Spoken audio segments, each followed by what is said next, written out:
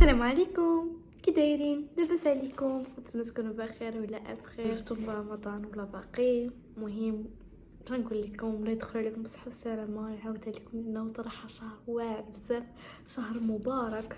ما كنبغيش نطول عليكم بزاف، فاذا كنتم مستعدين يلا نبداو. غير خصني نقاد الكاميرا. انس بن مالك بن الانصاري تولد في المدينه قبل الهجرة تقريبا بحوالي 10 سنين. الأم ديالو هي أم سليم بنت ملحام رضي الله عنها، وكانت أوائل اللي دخلوا الإسلام من بعد خديجة رضي الله عنها. امرأة قوية مليئة بالإيمان والثبات، وكانت من محبين الرسول صلى الله عليه وسلم في تلك الفترة.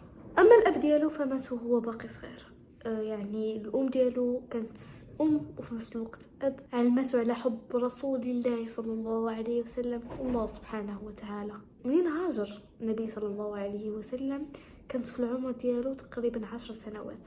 فواحد النهار غادي ديه أم سليم الأم ديالو لعند الرسول صلى الله عليه وسلم، وقالت لي يا رسول الله هذا أنس يخدمك، هذا الغلام.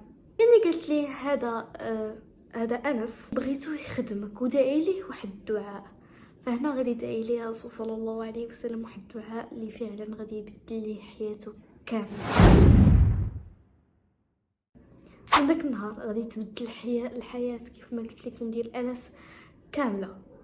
غادي يولي خادم ديال الرسول صلى الله عليه وسلم لمده 10 سنوات. و10 سنوات راه ماشي شي حاجه قليله، غادي يتعلم فيها بزاف ديال الحوايج.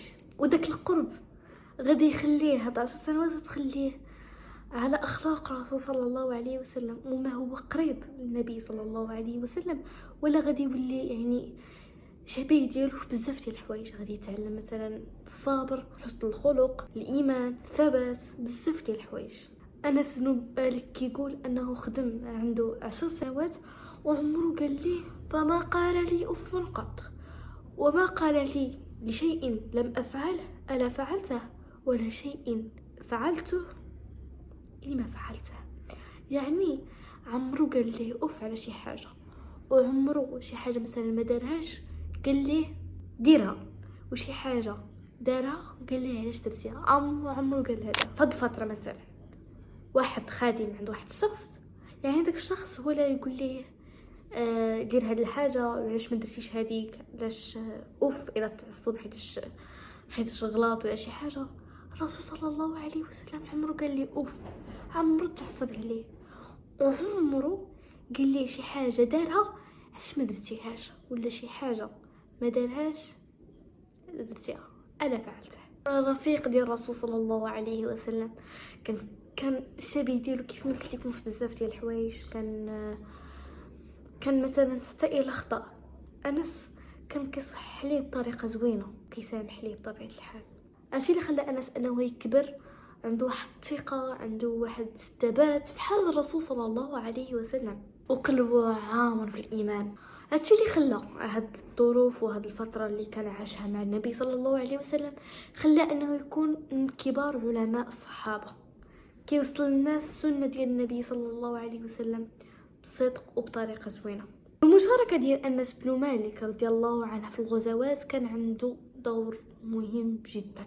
شارك في خدمه الجيش، شارك في غزوه بدر، في غزوه الخندق، بزاف ديال الغزوات، واكثرهم من روايه الاحاديث النبويه، ومن علماء المجال الذي روى اكثر من 2200 حديث.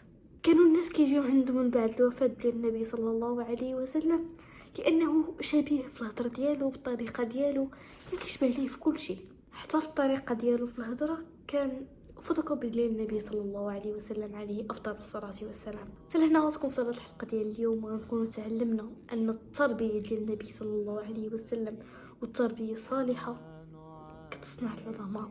الدعاء اللي كيخرج من القلب يقدر يبدل الحياه كامله. ما نساوش الرحمه هي الاساس ديال التربيه وديال هادشي كامل.